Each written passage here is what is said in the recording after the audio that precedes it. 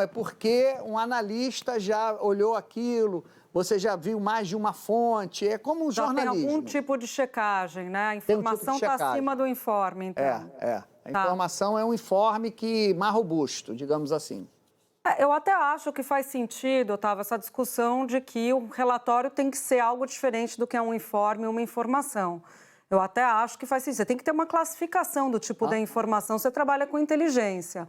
Até acho que faz sentido. A questão, para mim, é que teve algum erro aí que as informações ou informes que estavam chegando não foram tratados com a reverência que deveriam ter sido, né? O que tudo indica, aconteceu isso. Então, cabe aí ter um aprimoramento, eu acho, dessa classificação de informação da inteligência, né? E também uma modernização na plataforma que você recebe. Concordo com você. Aliás, o Capelli falou sobre essa questão lá atrás, sobre o WhatsApp, que você não pode usar uma ferramenta, uma mídia social que fica em outro país, enfim. Você tem que ter um sistema próprio. Então, se desenvolveu, se pensou lá atrás, eu nem sei se isso está existindo, mas se falava num sistema de comunicação do próprio governo. Isso tem que ter e essas informações têm que transitar aí, porque também você não vai ficar esperando o papel com aquele carbono, né? Antigamente que falava o carbono, as vias carimbadas para chegar para a pessoa que precisa saber a informação. A BIM tem esse sistema, o general Etgóin queria que a Dilma usasse e falava assim, a Dilma não confia, não quer usar. Hoje eu dou total razão à Dilma. Vou usar o sistema do general Etgóin, total razão. Bom, é isso, Otávio. Eu vou colocar mais informação aqui para a gente, porque o Supremo Tribunal Federal formou maioria para permitir o uso da delação premiada em ações que investigam atos de improbidade administrativa. Hoje em dia, a delação está prevista na Lei das Organizações Criminosas e é usada para o combate a crimes cometidos por essas organizações. Agora, novidade, pelo entendimento da maioria dos ministros, ela também vai poder ser usada nas ações de improbidade administrativa, ou seja, no âmbito civil. O julgamento no plenário virtual termina na sexta-feira e tem a chamada repercussão geral. Portanto, a decisão terá de ser aplicada em casos semelhantes para outras instâncias da Justiça. Todo mundo segue o que foi decidido pelo STF. Bom, a gente falou na semana passada como a semana estava carregada, a gente também tem uma semana cheia de informação. A gente vai sintetizar aqui para vocês começarem já entendendo para onde vai. É claro que vai chegar na sexta-feira, a gente vai reanalisar isso junto, o que de fato rendeu, o que não rendeu, mas a gente trouxe aqui os personagens que a gente está postando, que devem repercutir nessa semana com informações que são relevantes para vocês. Aqui a trinca. Haddad, Simone Tebet, Roberto Campos Neto. Por quê? Tem reunião do CMN. Vocês lembram? Conselho Monetário Nacional. Quinta-feira, reunião do CMN para definir a meta de inflação, os três aqui decidem a meta de inflação de 2026. E pode ter uma revisão da meta de 24 e 25. A de 23 está em 3,25, a de 24 e 25 já está definida em 3. O governo fez muito esse debate de mudar a meta de inflação, depois desencanou, acabou deixando isso um pouco de lado. Agora se fala que vai mudar a maneira como se calcula a inflação no período de 12 meses, se é no ano todo, de janeiro a dezembro, ou se é de maneira contínua, no decorrer de meses, contando 12 meses, por exemplo, em maio, 12 meses em junho, e aí você avalia de acordo com um prazo mais longo. Tudo isso está em discussão. Aliás, essa discussão é hoje considerada mais provável do que uma eventual mudança na meta. E isso tem a ver com toda a discussão de juros, é claro, porque uma meta mais alta, né, que é o que o governo queria lá atrás, te dá a possibilidade de você baixar os juros, que você vai cumprir algo que está um pouquinho maior. A gente colocou aqui também o coronel Lawande, que deve ser ouvido, ele, na CPI dos atos golpistas amanhã. Você lembra do Lawande, aquele personagem que aparece no telefone de Mauro Cid, falando: Sidão, pelo amor de Deus, tem que convencer o presidente, falando sobre um golpe de Estado, é aquilo. Então ele vai ser ouvido, um personagem importante. Arthur Lira, a gente vai falar daqui a pouco, vou deixar ele de ladinho, porque daqui a pouco ele entra aqui com os kits de robóticas. TSE, Bolsonaro, vocês estão acompanhando com a gente desde a semana passada, quinta-feira, o julgamento que se iniciou com a leitura do relatório e também com a manifestação das partes no Tribunal Superior Eleitoral. O relatório que pede a inelegibilidade, acompanhado pelo Ministério Público de Bolsonaro. Aliás, o Ministério Público não é dele, mas a inelegibilidade, sim.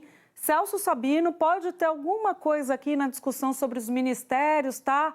Se a Daniela Carneiro vai sair ou não, ela está viajando, volta na sexta-feira.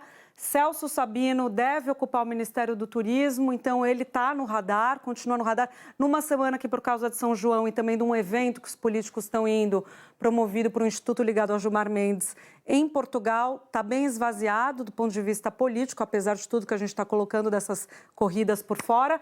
E, por fim, Alberto Fernandes, que eleição na Argentina, as questões econômicas do país vizinho, abriu a semana com ele aqui no país. Vamos falar com o Otávio, que ele tem uma apuração sobre o CMN, e depois a gente mergulha na questão do Lira, porque a gente tem informações também sobre isso. Otávio? Não, rapidinho, no CMN, vocês chamam CMN aí, né? Eu chamo CMN. Em Brasília se fala CMN, é CMN, Conselho Monetário Nacional. Eu sempre falei. Mas CMN. Algumas regiões do país, quando falam a sigla, acabam CMN e aí ficou. Porque tinha uma fábrica de caminhão que é FENEME. Mas vamos lá, olha só.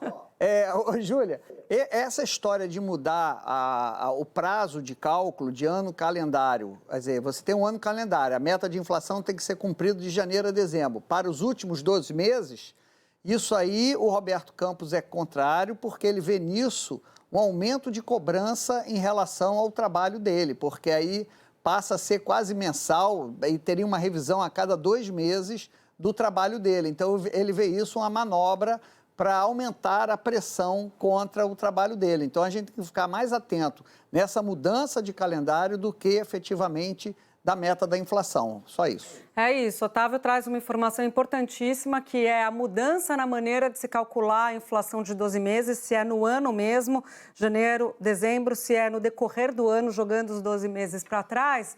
Porque, Otávio, vários países no mundo usam o método o método contínuo, do calendário contínuo, não do ano calendário, que é esse de janeiro a dezembro. Então, você pega Estados Unidos, a inflação acumulada em maio, jogando para 12 meses antes.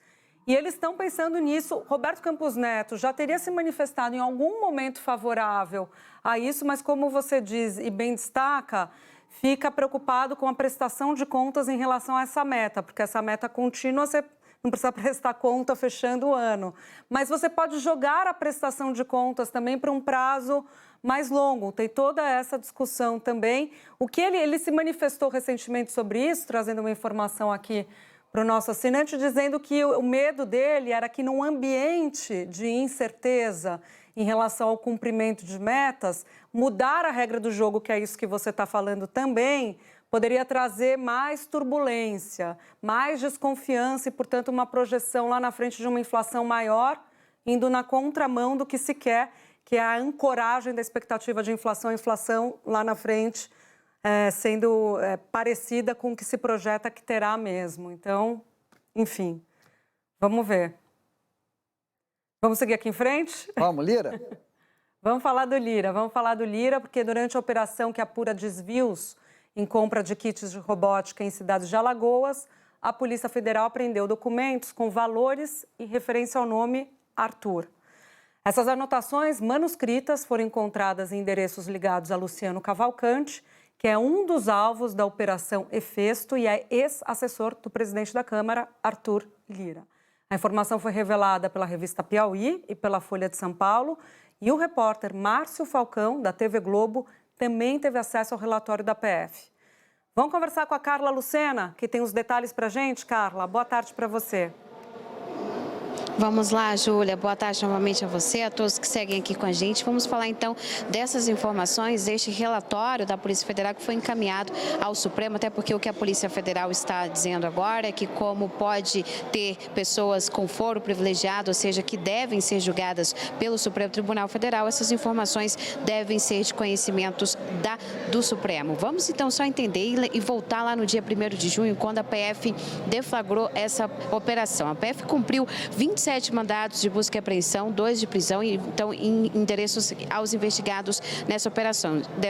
2 personagens importantes para este relatório agora, Júlia. Luciano Cavalcante, ex-assessor de Arthur Lira, que até bem pouco tempo exercia um cargo de assessor da liderança do Partido Progressista na Câmara dos Deputados, foi exonerado deste caso desse cargo após essa operação da PF. E aqui a gente soma junto com ele o Anderson Ribeiro, que é motorista dele, que também foi alvo dessa apuração. Pois bem, segundo esse relatório, ao qual o Márcio Falcão teve acesso, a Polícia Federal indica que na casa de Luciano Cavalcante foram apreendidas 2 agendas que estavam em gavetas, e essas agendas continham manuscritos e também documentos que estariam ali com o nome de Arthur Lira, presidente da Câmara dos Deputados. Já com o Anderson Ribeiro, inclusive, o motorista, que a Polícia Federal acredita que, de acordo com os indícios, pode ter atuado como uma espécie de laranja nessa organização criminosa que a PF está apontando. No carro dele foram encontrados um pouco mais de R$150 mil e 2 folhas com também anotações que estavam direcionadas ao nome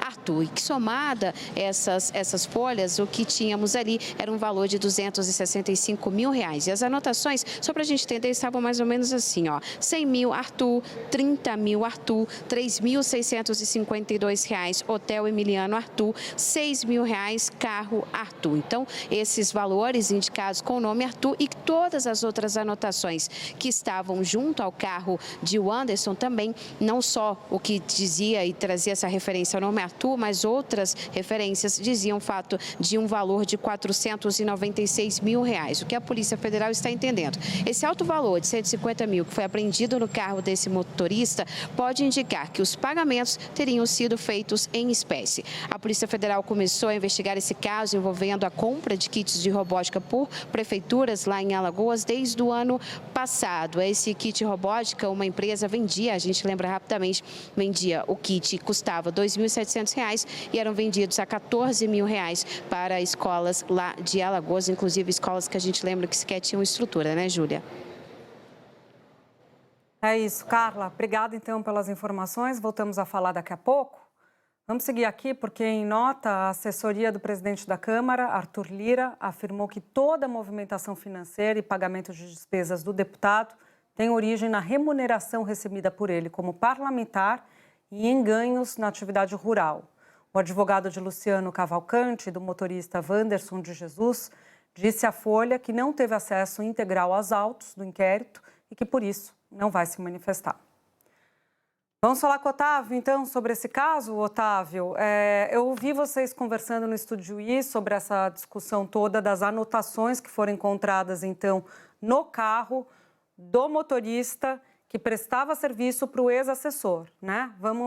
Vai me corrigindo aqui para a gente arrumar a história para o nosso assinante. Então, tem um ex-assessor de Arthur Lira que ele é exonerado depois que a história vem a público, né? Isso. Então, tem o ex-assessor Luciano. Esse Luciano tem um carro que prestava serviço para ele, bancava o carro e tinha um motorista. Aí, a polícia está investigando o Luciano por a compra desses kits de robótica que foram financiados pelo orçamento secreto. Então, aí é um outro indício de Lira, porque Lira era quem operava o orçamento secreto, eram recursos do FNDE, né? Mas emendas do orçamento. Emenda de orçamento e verba do FNDE, que tem um programa de robótica para as escolas. Exato. E que esse dinheiro foi muito aplicado mais em redutos, ou muito aplicado em redutos também próximos de Lira. Em Alagoas correspondeu quase 80% da aplicação desses recursos.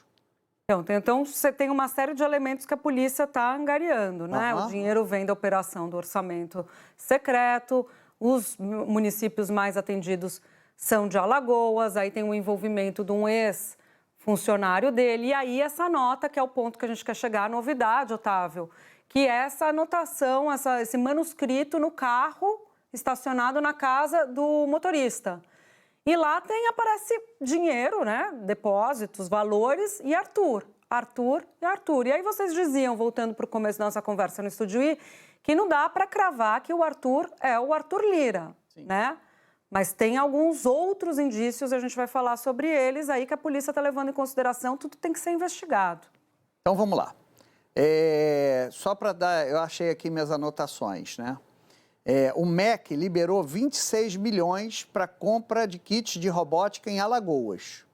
Então, são 26 milhões de reais. Isso é um programa, o Fundo Nacional de Desenvolvimento de Educação era chefiado pelo Centrão. Era um ex-assessor do Ciro Nogueira, lembra? Sim, do PP, exato. Do PP, o PP que libera. Bom, e aí, 68%, então me corrigindo aqui, não é quase 80%, é quase 70%, de tudo que foi pago pelo Fundo Nacional foi para Alagoas. Para Alagoas. Alagoas foi beneficiada com 60%, o que chama atenção também. Chamou a atenção também do Tribunal de Contas. E essa Megalic, que é o nome da empresa, ela vendia o kit de robótica a 14 mil reais. É um robozinho, né? É uma pecinha assim. E tem atividades muito interessantes, porque o problema disso é criminalizar a robótica, né? É ótimo. E o aluno de Alagoas tem o mesmo direito do aluno de São Paulo e Rio de Janeiro a ter acesso a um kit de robótica, desde que seja comprado dentro da legalidade e que a escola tenha, por exemplo, água encanada, bebedouro, internet. Mas vamos lá. Que a Folha fez, aproveitando o seu gancho, a Folha fez uma série de reportagens mostrando que em muitas escolas não tinha estrutura e não tinha ainda sido feita a capacitação para o professor. Então, os kits estavam simplesmente em caixas, esperando ali num cantinho, enquanto isso o tempo passando. Me chamou a atenção também uma matéria da Folha, eu esqueci aqui o repórter, peço desculpa, de Canapi. Fábio Vitor, repórter Fábio Vitor. Fábio Vitor fez uma belíssima matéria em Canapi. Canapi eu conheci, quer dizer, minha família é de Alagoas, mas Canapi ficou conhecida por ser a terra da Rosane Collor de Mello. Cujo pai era um coronel político de Canapi, contava a história. O Collor apareceu sem aliança e o pai da Rosane Collor dizia que na família dele não tinha separado, tinha viúva. Isso aí era lá, isso aí foi na briga de Canapi. Mas voltando ao nosso assunto. Não, que tem a ver com Canapi, porque lá o kit de robótica estava funcionando. Funcionando muito bem. E olha só, uma das atividades era mostrar como é que a Lua interfere guiando tartarugas na época da desova, na época que elas põem ovos, né? Então, se você usasse ali uma luz, o robótico ia andando como se fosse uma tartaruga. Gente, é uma forma interessante de você ensinar, que não é cuspe giz mais. Já não dava na minha época para essa galera, então. Então, o problema não é a robótica, o problema não é a emenda, o problema é a suspeita de corrupção, porque cada robozinho desse que custa... São Paulo, escolas de São Paulo compraram de 2 a 4 mil, custou 14 mil. Mas eu dei uma volta e não falei do que interessa, que é o Lira, né? Tem nas anotações que encontraram no carro do motorista, do ex-assessor, né? Você vai assim puxando o fio, aparece Lira do lado do Hotel Emiliano, né? Também não dá para saber se é o Arthur Lira. Aí o que a matéria da Piauí diz é que Lira costuma ficar hospedado nesse hotel. Então, seria uma coincidência muito grande. Também tem o nome de um funcionário, de Jair, né? E tem também um outro valor para o funcionário, Arthur. E aí, de fato, ele tinha ou tem um funcionário chamado de Jair. São esses elementos que a polícia pescou. Assim, o cenário, se o cenário não é bom para o Lira, tanto que foi para o STF, né? Tanto que foi para o STF, porque ele tem foro privilegiado. Agora... eu vejo muita gente já fazendo um PowerPoint com todas as setas apontando para o Lira no centro. A ele, não sei o quê. Então, se não vale para um, não vale para o outro. É isso que eu digo. O Brasil tem que defender conceitos. Senão, vira lawfare de novo, né? Para atingir o Lira. Então, tem que esperar a investigação. A gente sabe que investigação de corrupção contra poderosos nesse país é muito difícil de chegar ao fim. Há um assodamento no início, né? Dizer, está tudo resolvido, é ele. E aí, nesse caso, tem que provar que o Arthur é Arthur Lira e tem que desenhar o dinheiro. Olha, realmente esse dinheiro está lá, ele pagou a conta no hotel desta forma, foi assim. Então, não adianta, se o PowerPoint não vale para um, não vale para o outro. Não pode valer para quem você defende e valer para quem você detesta. Senão o Brasil vai estar caindo no mesmo erro. Então, e se esse processo todo virar virar ali uma forma de diminuir o poder do Lira, ser usado para isso, vai ser um erro e vai inocentar. O que precisa saber é como é que foi. Houve corrupção, não houve corrupção? Primeiro passo, isso tem que provar. Houve corrupção. Bom, efetivamente o Lira está envolvido? Está envolvido. Então faz um processo que não é político, com calma, porque a gente está cansado de não ver investigação de corrupção chegar ao fim nesse país, porque os interesses políticos se sobrepõem à investigação técnica policial. Obrigado, Otávio. Vamos seguindo aqui, porque o ex-presidente Bolsonaro disse hoje que espera um julgamento justo no Tribunal Superior Eleitoral e afirmou que não vê ataque à democracia na reunião que fez com os embaixadores estrangeiros meses antes da eleição. Essa reunião que está sendo discutida junto com a minuta, se ela pode levar à cassação, se ele tivesse sido eleito, mas a inelegibilidade por abuso de poder político e uso indevido dos meios de comunicação. Lembrando que os ministros do TSE vão retomar amanhã o julgamento que pode deixar Bolsonaro inelegível por 8 anos e querem resolver, analisar todo o caso amanhã e quinta-feira. Vamos chamar a Carla Lucena, que tem os detalhes acompanhando há tempos já essa história. Carla, boa tarde de novo.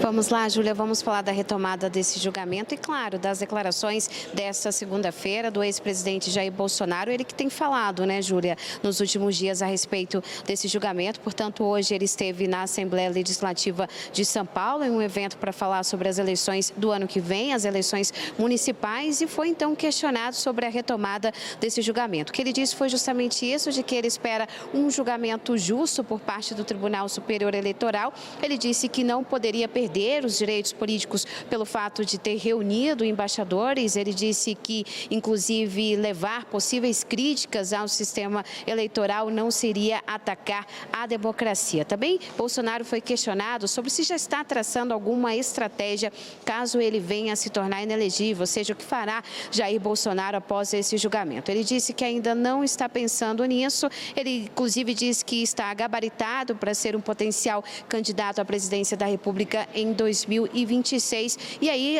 trouxe mais esse ponto, né, a respeito do julgamento, que foi a inclusão da minuta do golpe nessa ação. Ele disse que o advogado dele, o Tarcísio Vieira, que inclusive já atuou como ministro do Tribunal Superior Eleitoral, fez uma defesa e que Bolsonaro espera que seja adotada uma jurisprudência. Citou aquela ação que foi julgada pelo TSE em 2017 envolvendo a chapa Dilma Temer, que não aceitou novas provas. Portanto, é sim uma linha de defesa do ex-presidente Jair Bolsonaro. Ele hoje entrando nessa linha da defesa, criticando o fato do TSE ter incluído essa minuta do golpe lá nessa ação em investigação. É claro que é importante a gente olhar também a declaração de sexta-feira. Hoje ele não falou no nome de nenhum ministro especificamente, Júlia, mas na sexta-feira ele chegou a fazer uma pressão no ministro Raul Araújo, que é o segundo a votar amanhã depois do ministro Benedito Gonçalves, dizendo ali que ele poderia pedir vista. Agora a gente vai ter que acompanhar muito de perto esse julgamento, que, claro, retomado amanhã com o voto do relator, o corregedor ministro Benedito Gonçalves. Júlia. Carla, obrigada. Bom, em entrevista ao Estúdio, o advogado do PDT nesse processo, o PDT que está movendo a ação contra o ex-presidente Bolsonaro no TSE, ele analisou a possibilidade desse pedido de vista. O escoço probatório é muito claro. Todos os fatos foram aceitos. Não há divergência na questão do fato. Você vai dizer, não, a gravidade há ou não há. E nós estamos mostrando que essa gravidade, ela é pretérita, ela é presente e ela é futura. Principalmente para a questão da sociedade brasileira, se nós vamos caminhar em torno do desenvolvimento ou não. Mas se houver o pedido de vista, que é uma possibilidade, e esse pedido de vista pode ter um elastério de 30 por mais 30, mas não acho que esse pedido de vista possa, se houver, e eu não tenho condição de dizer, possa alterar a substanciosidade das provas que foram coligidas nesse processo. Otávio Guedes, vamos lá, analisamos muito esse caso na semana passada, os votos começam nesta semana, são 7 votos, começa o relator, que é o Benedito Gonçalves, pela inelegibilidade, e aí a gente tem os outros ministros, 3 ministros do STF, mais um do STJ e os 2 juristas. Os 2 juristas foram indicados com apoio de Alexandre de Moraes, Gilmar Mendes também. Eles devem votar pela inelegibilidade, ministro Alexandre de Moraes também. E aí tem uma discussão sobre o ministro Raul Araújo, do STJ, e uma discussão sobre Nunes Marques, do STF. Como é que eles vão se posicionar? Os ministros do STF avaliam que não vai ter pedido de vista, tá? Mas na sexta-feira, vou resgatar aqui, a Carla falou sobre isso, queria pegar a declaração do ex-presidente. Ele disse o seguinte: o primeiro a votar depois do relator é o ministro Raul, conhecido por ser um jurista... Oi, Otávio, desculpa. Não, pode ir. Conhecido por ser um jurista que tem bastante apego à lei, apesar de estar num tribunal político. Já fazendo aqui, só coloco um parênteses para a nossa análise, já fazendo aqui o que alguns advogados recomendavam não fazer, começar a criticar o Tribunal Superior Eleitoral, etc. Mas já faz, apesar de estar num tribunal político. A possibilidade de pedir vista é bom porque ajuda a gente a clarear os fatos. O Raul Araújo, como ele se manifestou durante a eleição de 2022 a favor dos pleitos da chapa de Bolsonaro em questões principalmente relacionadas à campanha antecipada, se eu não me engano, mas a campanha ilegal, tinha aquela discussão do Lollapalooza, que acabou indo com ele e tal. Tem gente que acha que ele poderia ser um voto junto com o Nunes Marques favorável ao Bolsonaro. Mas o pedido de vista, o que eu ouvi no final da semana passada, é que seria muito improvável porque ele seria inócuo. Então, o Bolsonaro está falando aqui dessa possibilidade, mas os ministros achavam que não fazia muito sentido, porque você poderia antecipar o voto de todo mundo, como a matéria já está dada, o relatório já foi disponibilizado a tempo pelo relator, não faria muito sentido você pedir vista, você conseguiria no máximo 60 dias mais 30 do recesso 90, e no final das contas, o placar já estaria dado pela maioria a favor da inelegibilidade. Gostei muito da entrevista do advogado, principalmente que eu aprendi o termo elastério. Conhecia elastério? Elastério, é o prazo, elasticidade, elastério. Que é o pedido de vista vai provocar um elastério. Eu gostei muito do elastério. Agora, esse elastério, eu vou gastar. Esse elastério fazia sentido quando você não tinha prazo para devolver o processo. Então, o ministro pedia vista e sentava em cima do processo, ele ficava 1 ano, 2 anos, quantos anos? Era uma chicana, era uma manobra espúria que ministros de cortes superiores usavam. Com a determinação, foi em janeiro desse ano, quando o Nunes Marques foi para... sabia-se que o Nunes Marques ia ocupar, esse é o bastidor, uma cadeira no Tribunal Superior Eleitoral, votaram dizendo o seguinte: olha, agora tem prazo, que o STF também fez o mesmo. Então, não faz muito sentido você pegar esse elastério, né? Você pegar esse prazo mais elástico para o julgamento. Então, o que a gente tem que ver, assim, e é muito curioso esse julgamento, primeiro, a questão se vai considerar a minuta um fato novo ou um desdobramento do fato, né? Porque se for fato novo, segue-se o que vai contradizer o que aconteceu no julgamento da chapa Dilma e Temer. Agora, principalmente da gravidade. Eu acho que esse assunto da minuta já tá batido, porque foi aceito por unanimidade. Pois é. O que a questão da minuta muda, só também colocando a bola aqui no chão para o nosso assinante, é aquela discussão, porque o processo começa, a ação é movida em agosto, de uma reunião que aconteceu em julho, e aí dizia respeito a essa AIGE, a reunião com os embaixadores. Aí depois vem os atos golpistas de janeiro, se encontra a minuta na casa do Anderson Torres, aí aditam a ação, colocam na ação a minuta do golpe. E aí leva essa discussão jurídica, mas o Tribunal Superior Eleitoral analisou o ingresso dessa minuta pelo relator na ação e autorizou. Então, o que pode ter aqui de discussão é no recurso. Esse, Otávio, ao meu ver, e também conversando com gente que acompanha o processo, deve ser o argumento principal para se recorrer ou no embargo de declaração, quando saiu o acórdão ao próprio Tribunal Superior Eleitoral, ou num recurso extraordinário para o Supremo Tribunal Federal. Então, eles vão usar isso que você já colocou, questionou muitas vezes até, vão usar isso como um ponto para questionar a decisão do Tribunal Superior Eleitoral. Vai ser uma maneira de recorrer da decisão que eles já entendem que vai ser pela inelegibilidade. Você estava mais firme nessa apuração de que a minuta do golpe era um fato eu ainda fiquei em dúvida, mas depois eu te ouvi principalmente e me deram o seguinte exemplo. Eu dou uma paulada numa pessoa, pego, pá, e ali eu vou responder por lesão corporal. Aí, por causa daquela pancada, gangrenou e a pessoa teve que amputar o braço. O exemplo é horrível, mas tem que dar. Então, aquilo é um desdobramento do fato. Olha, eu dei uma paulada e, devido à paulada, 60 dias depois eu estava respondendo pela paulada, pela lesão corporal, mas eu quero botar aqui um laudo médico que ele teve que amputar o braço em decorrência da paulada. Então, eu continuo respondendo pelo mesmo crime, lesão corporal, mas tem um fato, não é um fato, é um desdobramento do fato, e ainda perdeu o braço. Isso tem que ser levado em conta pelo juiz. Então, a minuta se encaixa nesse exemplo. Agora eu vou para outro exemplo. Vamos lá para Dilma e Temer. Dilma e Temer foi uma ação ajuizada em 2015, se eu não me engano, 2014, 2015, eram 4 ações, juntaram numa só, e aí em 2017 aparece Caixa 2. E aqui não tem Caixa 2. Nessas 4 ações iniciais não se fala em Caixa 2. Fala que a Dilma usou o Palácio para fazer campanha, que maquiou contas, que fez publicidade. Então, voltando ao exemplo da paulada, eu dei a paulada, aí descobriram que eu assaltei uma padaria. Aí, peraí, mas você não vai responder junto desse inquérito pelo roubo à padaria, abre outra investigação. Então, foi isso lá atrás que o TSE considerou. Caixa 2 não estava aqui no pedido inicial do PSDB, não pode levar em conta. É diferente da minuta do golpe. Então, você me convenceu, Júlia. É isso, Otávio. A gente vai conversando aqui junto, trazendo a informação e análise para o assinante, inclusive sobre esse próximo assunto que a gente vai falar, que é a possível cassação de Sérgio Moro, cassação dele no Senado, que gerou uma movimentação na casa do lado, né, a Câmara dos Deputados.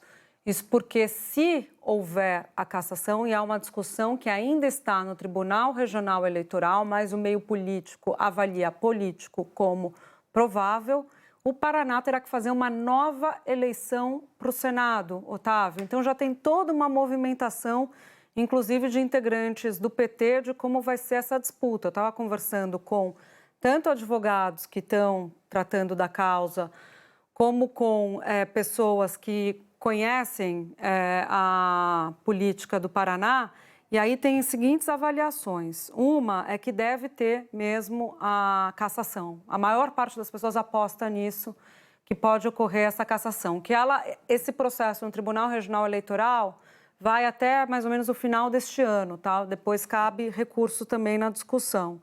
E aí o outro ponto que eu queria trazer para você é, como é uma eleição majoritária, gente, lembrando, eleição para o legislativo, ela pode ser proporcional, quando você distribui proporcionalmente as cadeiras ali naquela conta do quociente eleitoral super complexa, tal, que ocupa a Câmara, e ela pode ser majoritária, que é como a eleição para o Executivo.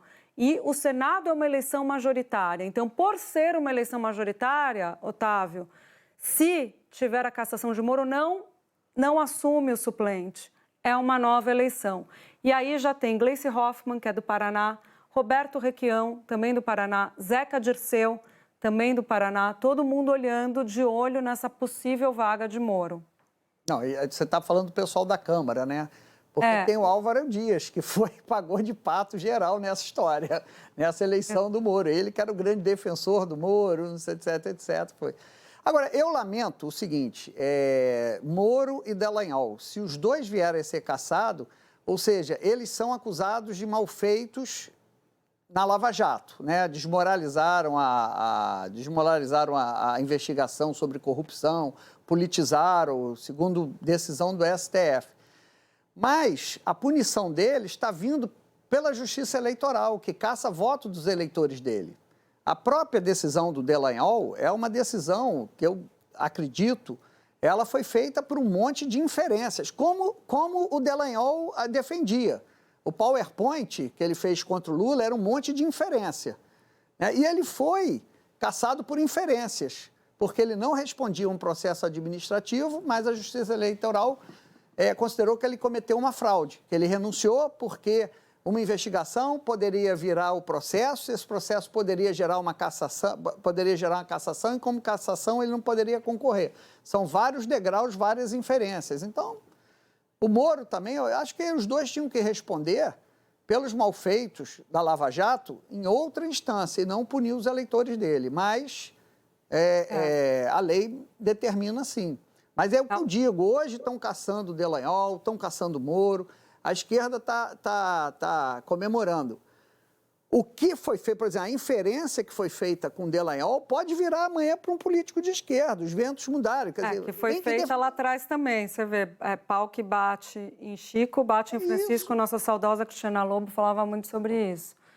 É verdade, Otávio, você tem que ter uma regra clara e rígida e ela tem que ser seguida independentemente do contexto, da conjuntura política. Concordo com você, meu caro.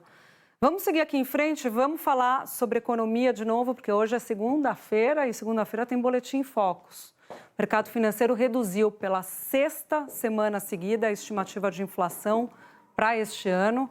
Agora os analistas esperam que o IPCA feche 2023 a 5,06. Lembrando que a meta desse ano, eu falei um pouquinho mais cedo, é 3,25 e tem aquele 1,5 para mais ou para menos, né, de margem. A previsão para a taxa básica de juros segue em 12,25, abaixo, portanto, dos 13,75 atuais. Todo mundo está prevendo que vai começar a baixar no segundo semestre. Apesar de o Copom ter mantido os juros inalterados na última reunião, o mercado já está projetando essa queda, tá? A partir de agosto. Tem gente que acha que vai ser setembro, enfim, mas a maior parte, de acordo com o Boletim Focus, agosto. A expectativa para o dólar segue em R$ 5,00. O dólar tem tudo a ver com inflação, dólar mais alto, inflação maior. Os analistas também aumentaram a estimativa de crescimento da economia, essa é uma boa notícia. Eles preveem que o PIB cresça 2,18% este ano e 1,22% em 2024. Vamos seguir aqui, vamos falar agora sobre as questões internacionais, vamos falar sobre a crise na Rússia. Como a gente viu mais cedo aqui nesta edição, o presidente Vladimir Putin falou pela primeira vez sobre o fim do motim dos paramilitares.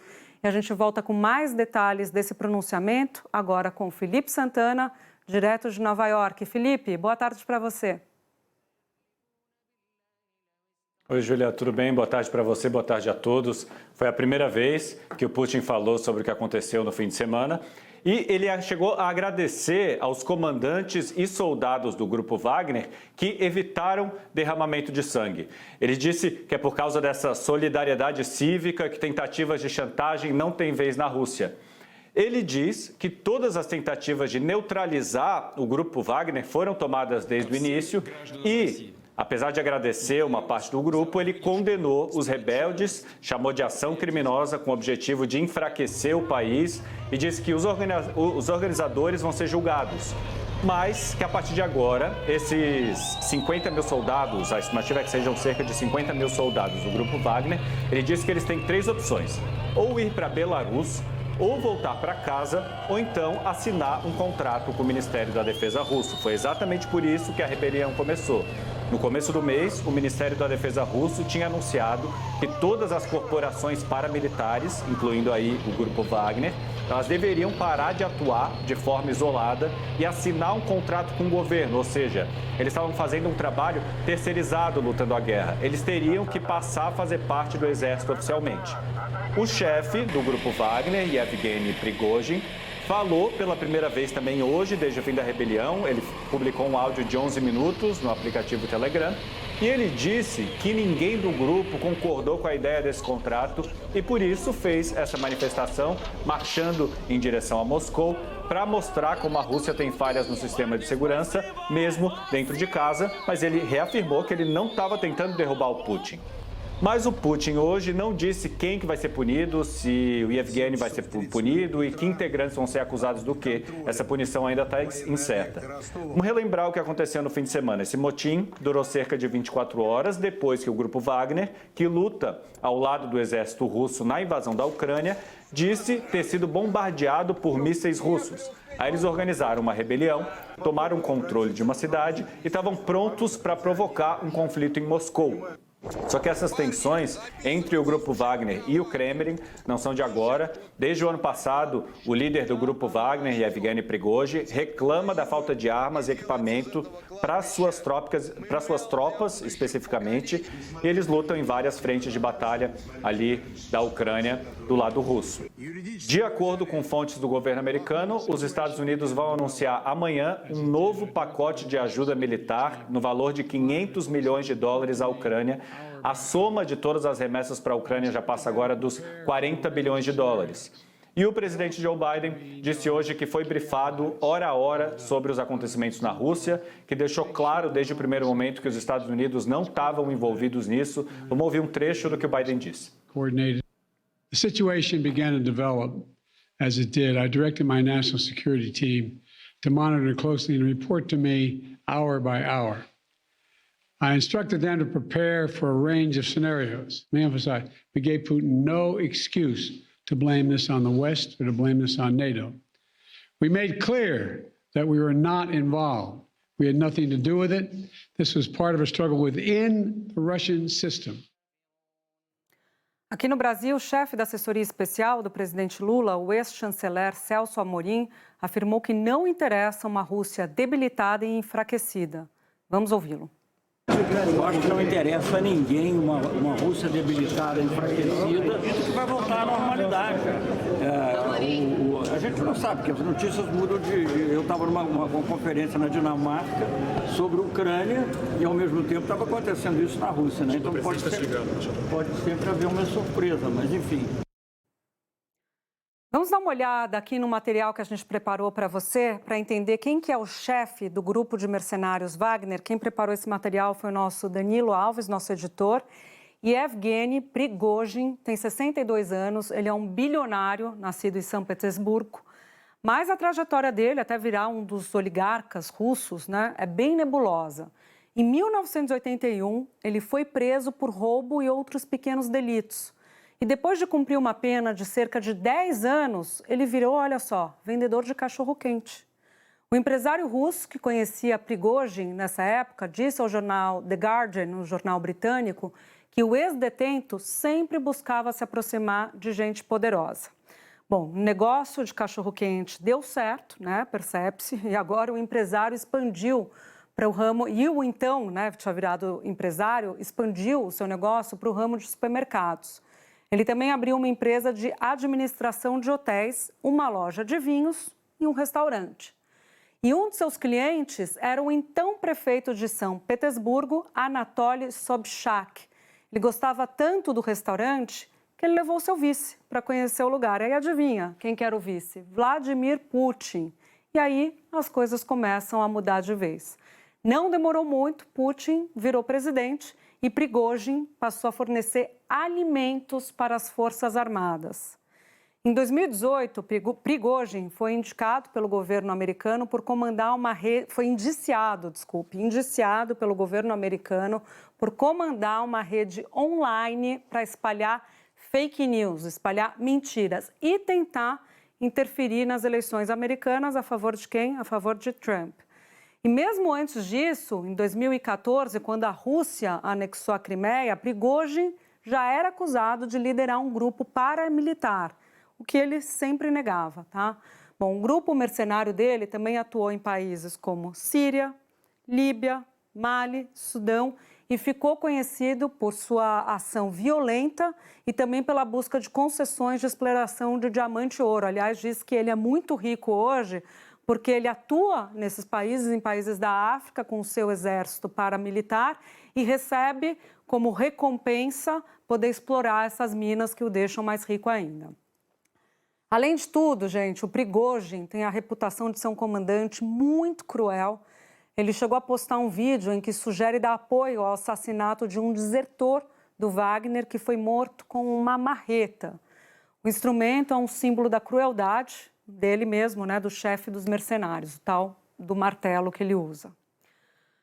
Vamos conversar com Marcelo Lins, porque Lins, que situação, hein? Tudo muito complicado. Teve esse pronunciamento de Putin agora, não se sabia ao certo o que Prigozhin queria com essa marcha do sul ao norte para chegar em Moscou. se falou que o objetivo dele, até queria te ouvir, a questão dele era com o Ministério da Defesa, não tinha nada a ver com o Putin. Aliás, ele deixa claro em alguns dos momentos que ele fala, não é com o Putin, é com o Ministério da Defesa. Enfim, muita teoria da conspiração também, as informações desencontradas. A gente sabe que a Rússia não é um país em que as liberdades democráticas funcionam bem hoje. Então, como é que a gente pode analisar esse contexto todo e com essa figura tão nefasta no centro dele? Pois é. Oi, Júlia, de novo, de volta aqui. Vou me permitir fazer só um pequeno parêntese antes de falar especificamente disso, para comentar um pouquinho a história do Celso Amorim, né, assessor especial da presidência para assuntos internacionais, que falou ali naquela declaração rápida aos jornalistas que não interessa a ninguém uma Rússia debilitada e tal. Ele não está falando de Rússia no conflito, Rússia em relação à invasão da Ucrânia, que me parece algo indefensável, e o próprio governo brasileiro, depois de alguma relutância, admitiu isso e votou de acordo com essa admissão sempre que necessário. O que ele estava dizendo é que não interessa ao mundo ter a maior potência nuclear do planeta num clima de guerra civil. E me parece que essa também é a visão de muitas outras lideranças, tanto no Ocidente quanto no Oriente, né? Não é para você minimizar o que aconteceu, mas entender que uma Rússia sem nenhum tipo de lei, mesmo que a lei na mão de um autocrata como o Vladimir Putin não seja a melhor situação, mas sem lei alguma, é algo perigoso demais. Dito isto, de fato, ainda muita coisa a explicar, tem muita coisa que talvez a gente só vai entender daqui a algum tempo, porque naquele momento o Prigozhin resolveu levantar-se em armas contra as forças russas, que foi na prática o que ele fez. Será que teria sido só uma disputa, um feudo comercial ali entre ele e o Sergei Shoigu, que esse é sim o grande inimigo dele dentro do governo russo, o ministro da Defesa, que ele acusa de não ter fornecido as armas prometidas, que ele acusa de ter atacado, inclusive, um batalhão do grupo Wagner lá na frente de batalha, forças russas atacando forças paramilitares que sempre trabalharam para a Rússia. Será que foi só isso? Teve algo mais? E essa solução negociada que já teve idas e vindas, né? Primeiro todo mundo ia ser punido duramente por traição, depois alguns seriam punidos e outros seriam inocentados, isentados de qualquer culpa. Agora surge essa ideia de um acordo que dá 3 possibilidades, né? Assinar um acordo com o Ministério da Defesa, ir para Belarus, para onde teria sido levado, inclusive, o Prigozhin, ou voltar para casa. O que é isso, voltar para casa? Mercenário que vai trabalhando assim, a soldo, para o governo num país ou na frente de batalha, tem uma casa para voltar? Eu fiquei meio confuso com isso tudo. Ou será que tudo não passa de uma armação entre 2 velhos amigos? Vamos lembrar que tanto o Prigozhin quanto o Putin são da mesma cidade, a belíssima São Petersburgo, e que esse conhecimento, como você bem explicou aí, vem lá de trás, dos tempos em que o Prigozhin, depois de vender cachorro-quente, depois de passar anos na prisão, ele acaba tendo um serviço de fornecimento de comida, não só para as Forças Armadas, mas para o Kremlin também. Será que isso não foi negociado também, uma saída, digamos assim, honrosa para o Prigozhin, mandar ele para Belarus, que a gente sabe é um país cujos destinos são decididos em Moscou, em boa medida, é um governo fantoche, o governo do Lukashenko, não tem essa independência toda de elaborar e levar adiante um tratado, qualquer que seja, com algum inimigo circunstancial da Rússia. Enfim, perguntas que ficam aí que vale a pena a gente se debruçar. E também a atitude dos ocidentais. É claro que do lado da OTAN, dos Estados Unidos, dos aliados europeus da Ucrânia, sempre vai se dizer que é reforçar a ideia que Putin ficou irremediavelmente enfraquecido. Do lado da China, por exemplo, fala-se em questões internas lá da Rússia. Do lado dos fatos, com todo o controle que temos sobre a informação que circula na Rússia, mas não vimos nem na área militar, nem na área da política, nenhum nome se levantar para engrossar o couro que pudesse se escancarar qualquer brecha contra Vladimir Putin. Isso não me parece estar em jogo. E não só isso, fica no ar a possibilidade desse episódio todo ajudar a fortalecer ainda a imagem de Vladimir Putin junto aos russos como a de um grande patriota que defende os destinos e os valores da mãe Rússia. Tudo isso pode acabar beneficiando ele. Vamos ver nos próximos dias, na frente de batalha e também em toda e qualquer negociação internacional envolvendo a Rússia. Júlia. Obrigada, Lins. Vamos para o intervalo, daqui a pouco tem mais pressão do Centrão pelos Ministérios do Turismo e também da Saúde, e o plano diretor aqui de São Paulo, que deve ser votado hoje, pode mudar muita coisa no dia a dia da maior cidade do país. Saia daí.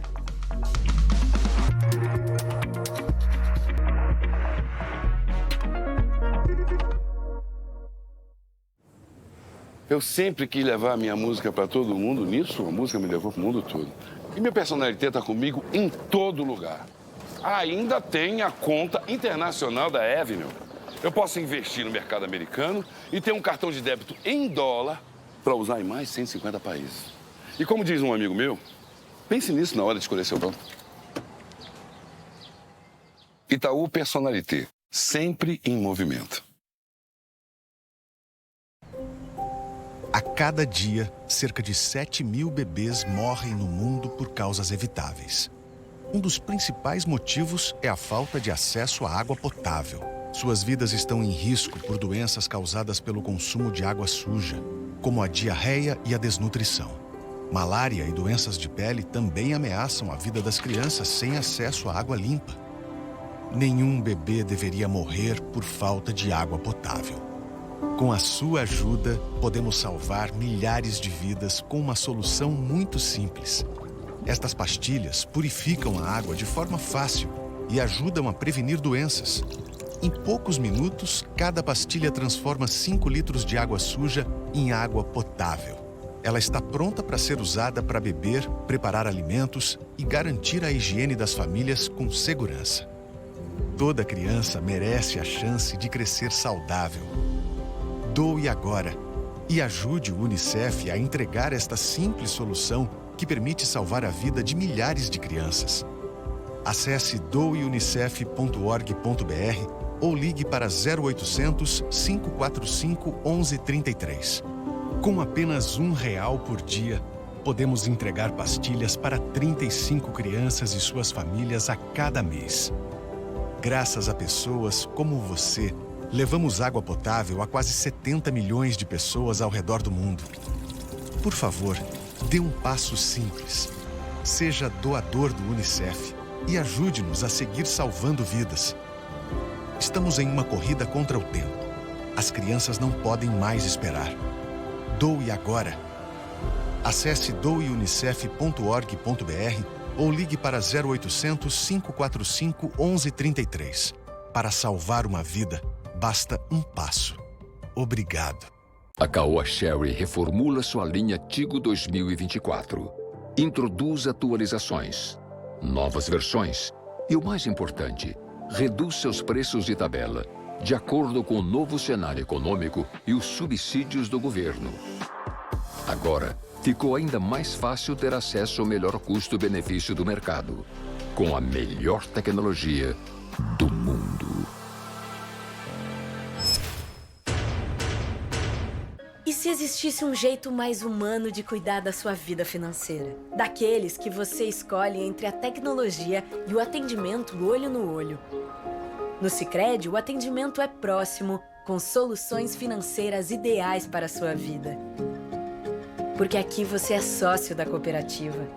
E os resultados financeiros são reinvestidos na sua região, impulsionando a economia local. Venha para o Sicredi, onde o dinheiro rende um mundo melhor.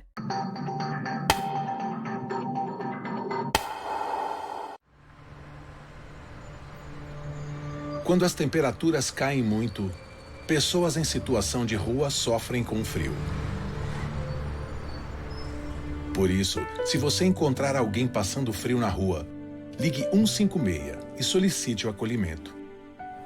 A Prefeitura trabalha todo dia, dia e noite e para todos. O tempo passa devagar para quem passa frio.